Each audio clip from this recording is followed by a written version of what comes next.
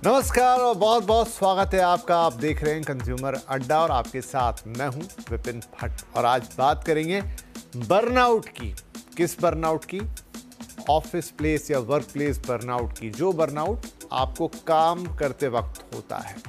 Burnout एक बहुत common term है, आप में से कई लोग इसे अच्छी तरह से वाकिफ होंगे और कईयों के लिए शायद ये नया भी हो, लेकिन इसका एक व्यापक मतलब है। वो ये है कि जब आपको कोई चीज़ करते करते बहुत ज़्यादा थकान हो जाए, ये थकान किसी भी प्रकार की हो सकती है, मतलब आप कंप्लीटली एग्जॉस्ट हो जाएं, फिर उसके अपने साइड इफ़ेक्ट आने शुरू होते हैं। लेकिन आज हम पर्टिकुलर बात कर रहे हैं वर्क प्लेस बर्नआउट की। जो थकान या जो बर्नआउट हमें महसूस होता है अपने जॉब में, अपने काम में, क्यों होता है, किस लिए होता है, कैसे इससे छुटकारा मिल सकता है, कैसे इसके उपाय किए जा सकते हैं, सारी बातचीत हम करेंगे। क्योंकि लगभग सभी लोग जो काम करते हैं कभी ना कभी अपने करियर में या कई बार भी अपने करियर में बर्नआउट का शिकार होते हैं। और ये तब बहुत इंपॉर्टेंट हो जाती है बातचीत जब हमारी लाइफ आज की जो है, जो खास तौर पे महानगरों की या इवन टियर 1 टियर 2 में भी अब स्थिति होने लगी है, जहाँ पर लाइफ का पेस बहुत तेज़ हो गया। ट्रैफिक में फंसने, ऑफिस पहुँचने, दिन भर काम करने, सोशल मीडिया से जूझने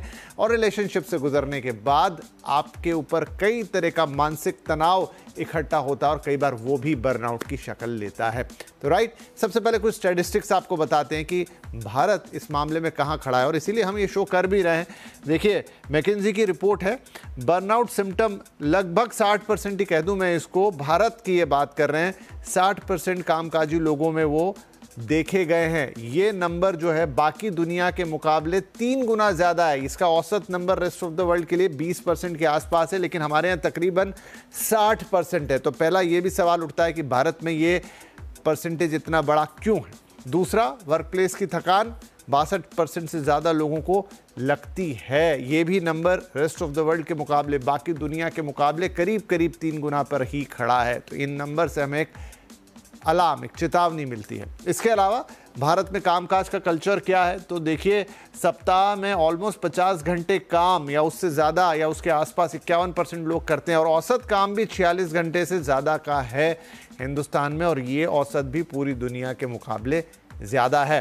तो ये वो नंबर्स हैं, ये स्टैटिस्टिक्स हैं। क्या यही इसके लिए जिम्मेदार हैं? आप आगे हम चर्चा में निकाल के लाएंगे। और क्या होता है ये वर्क प्लेस बर्नआउट, क्या इसके सिम्टम हो सकते हैं, कैसे आप इससे डील करेंगे, ये सारी बातें आज हम करने जा रहे हैं। हमारे साथ कार्यक्रम में शामिल हो रहे हैं टीम लीज डिजिटल की CEO नीति शर्मा, क्लिनिकल साइकोलॉजिस्ट डॉक्टर चिराग जैन और ग्लोबल हंट के MD सुनील गोयल। तो नीति, मैं आपसे शुरुआत करता हूँ। इंडिया में ये नंबर इतना ज़्यादा क्यों है? हमने देखा ऑलमोस्ट 60% है जहाँ बर्नआउट के सिम्टम लोगों में दिखते हैं, रेस्ट ऑफ द वर्ल्ड वो 1/3 है नंबर। क्या कारण है कि इंडिया में इतना ज़्यादा है? क्योंकि आपने जैसे विपिन कहा कि टियर 1 में और टियर 2 में हमको ना सिर्फ काम करने का स्ट्रेस है, बट ट्रैवल का स्ट्रेस है कि हमको 1-2 घंटे कहीं पर भी जाने का हमें एक्चुअली टाइम लगता है। उसके साथ साथ जो हम लोग काम करते हैं, वो डेफिनेशन, अगर हमारे गोल सही नहीं होते, अगर हमारे पास इकोसिस्टम सही नहीं होता है, तो ये बर्नआउट ऑब्वियसली ज़्यादा होगा। दूसरी एक बात है कि हम ट्रेडिशनली इंडिया में मंडे टू सैटरडे या मंडे टू फ्राइडे हम काम कर रहे हैं, 8 घंटा 9 घंटा काम कर रहे हैं। कई लोग आजकल बात कर रहे हैं हफ्ते में 70 घंटे काम करने की। अगर ऐसा होगा तो दिमागी हालत ऑब्वियसली खराब होगी। एम्प्लॉयज़ को समझ में नहीं आता है कि हम बैलेंस कैसे करें, क्योंकि और कुछ काम करने का टाइम ही नहीं मिलता है, ना फैमिली को स्पेंड करने का टाइम मिलता है, ना अपने हॉबीज परस्यू करने का टाइम मिलता है। अगर ये बैलेंस नहीं होगा, बाय डिफॉल्ट बर्नआउट बढ़ता ही रहेगा। सुनील साहब, ये रिपोर्ट जब और इसमें डीप डाउन करते हैं तो ये बताती है कि जितनी ऑर्गेनाइजेशन छोटी हैं उनमें ये कल्चर ज़्यादा है। जहां बड़ी ऑर्गेनाइजेशन है या बड़े कॉर्पोरेट्स हैं, कंपैरेटिवली वहां ये स्थिति कम है, लेकिन जो छोटे ऑर्गेनाइजेशंस हैं वहां पर ये नंबर, इसका कोई खास कारण कि क्या ज़्यादा सैलरी पे नहीं कर सकते हैं या ज़्यादा लोगों को हायर नहीं कर सकते हैं, तो ऑटोमेटिकली वो सिचुएशन बन जाती है। जबकि हम तो सुनते हैं आजकल की जो छोटी या नई कंपनियाँ हैं या जो स्टार्टअप्स हैं, अगर हम डिस्टिंक्ट करें यहाँ की छोटी कंपनियों में, हम उनको भी गिन रहे हैं, तो वहाँ तो वर्क कल्चर वो बेटर बनाने की कोशिश करते हैं। ये सिचुएशन कैसे समझें? देखिए, उसका मेजर रीजन है कि जो छोटी ऑर्गेनाइजेशंस होती है वहाँ पे प्रोसेसेस उतने मैच्योर नहीं होते हैं या प्रोसेसेस उतने ऑप्टिमाइज नहीं होते हैं। चाहे वो न्यू स्टार्टअप है तो वहाँ तो बहुत ही ज़्यादा हेवायर सिस्टम होता है। बट अगर बड़ी ऑर्गेनाइजेशन क्या है, विद द टाइम, क्योंकि वो 50 साल 40 साल 100 साल से बिजनेस में है, तो उन्होंने अपने प्रोसेसेस को बहुत ऑप्टिमाइज कर लिया है और स्ट्रॉन्ग कर लिया, और अब उतना ही उन्होंने टेक्नोलॉजी पे इन्वेस्टमेंट करके ऑटोमेशन कर दिया है पूरे सिस्टम में।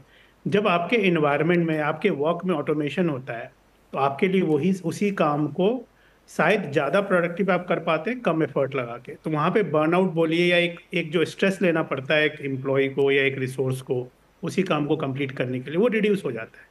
और हर चीज़ के अलग अलग डिपार्टमेंट बने होते हैं, जिसमें कि अगर आपने एक एक्टिविटी है तो आप उसके लिए रिस्पॉन्सिबल हो, और रिपीटेटिव एक्टिविटी कर करके आप उसके लिए स्मार्ट हो जाते हो।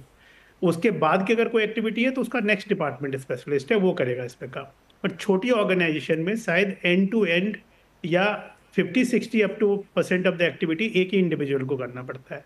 तो वहाँ पे ये जो ज़्यादा स्ट्रेस जो होता है या बर्नआउट होता है वो वहाँ पे ज़्यादा हो जाता है, क्योंकि आप हर पूरे दिन में एक अलग अलग एक्टिविटी से जूझते हैं। कई बार होता है कि एक ही डिफिकल्ट कस्टमर या स्टेक होल्डर आपको मिल गया, इंटरनल या एक्सटर्नल, उसने बात बिना बात के आपका पूरा दिन खराब कर दिया है, किसी ने कुछ ऐसी चीजें बोल दी।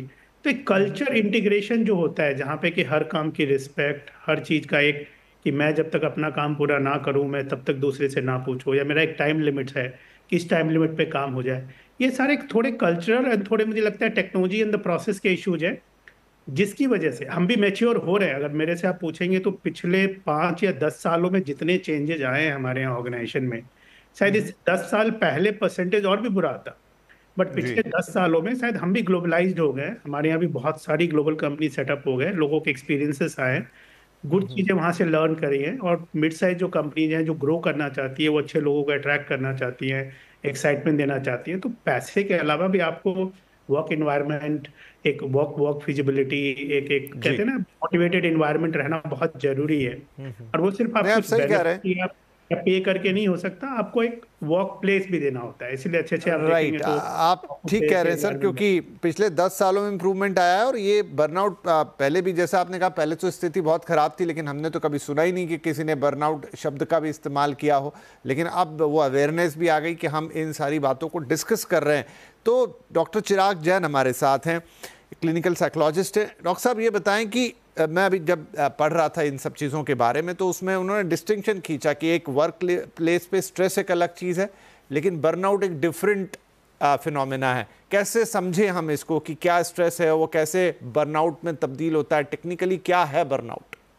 जी, जो हम स्ट्रेस की बात करें तो स्ट्रेस में काफी चीजें, आप गुड स्ट्रेस कहते हैं, बैड स्ट्रेस कहते हैं। अगर आप डेली अगर कुछ काम कर रहे हैं, आपको कुछ चीज पसंद आ रही है, अगर आपको एक हद तक स्ट्रेस नहीं होगा तो आपका भी ऑप्टिमम परफॉर्मेंस नहीं होगा, आपको भी लगेगा कि नहीं जैसे मन में आए जैसे करेंगे, तो वो वाला ऑप्टिमम स्ट्रेस होता है। लेकिन ये जब कंटिन्यूटी में अगर आप क्रॉनिक करिए, आपको ये डेली अगर आप एक ही चीज के ऊपर आप काम कर रहे हो, आपको अगर इतना टाइम नहीं मिल रहा है आप रिवाइव करिए, तब ये जाके बर्नआउट का सिम्टम्स आ जाते हैं, जहां पे आपकी प्रोडक्टिविटी कम हो जाती है।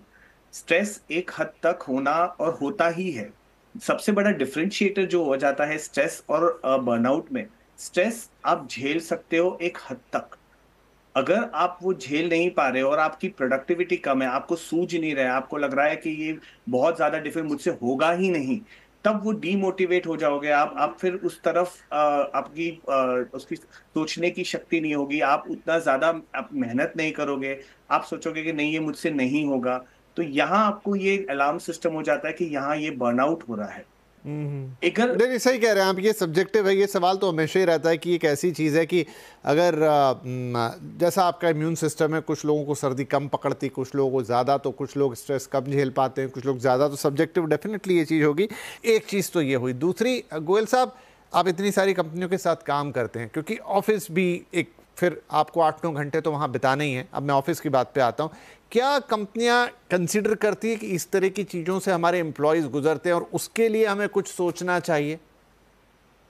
नहीं, कंपनियां आई थिंक डेफिनेटली सोचती हैं, और इसीलिए कंपनी के यहाँ जो एक टीम बिल्डिंग एक्सरसाइजेज होती हैं या अलग अलग इवेंट होते हैं, अभी तो थोड़ा कोविड के बाद से hybrid and already 2 days working and 3 days working and some कुछ कंपनीज 5 days वर्किंग है, वो कर रही हैं। बट मुझे लगता है कि ये burnout and stress level company से ज़्यादा इंडिविजुअल लेवल पे है। और ये इसीलिए इम्पोर्टेंट है, मैं इसीलिए हाईलाइट करना चाह रहा हूँ कि इंडिविजुअल के लिए भी ये बहुत इंपॉर्टेंट है कि वो अपने माइंड को हमेशा पॉजिटिव रखें। दो तरीके से आपने बताया कि अगर वो वर्क वर्क प्लेस पे स्ट्रेस्ड हैं तो वो स्ट्रेस उनका शायद घर पे या सोशल सर्कल में या हर जगह निकलेगा।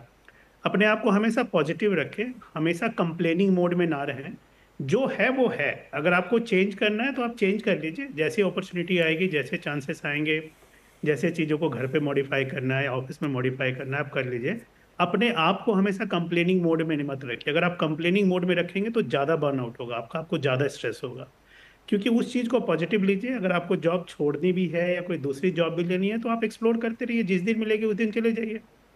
अदरवाइज आप दोनों तरफ से सैंडविच बन जाएंगे। नई अगर आपको मिल नहीं रही है और पुराने आपको एग्जिस्टिंग में आप हैप्पी नहीं है, तो आपका बर्नआउट एंड स्ट्रेस बढ़ जाएगा।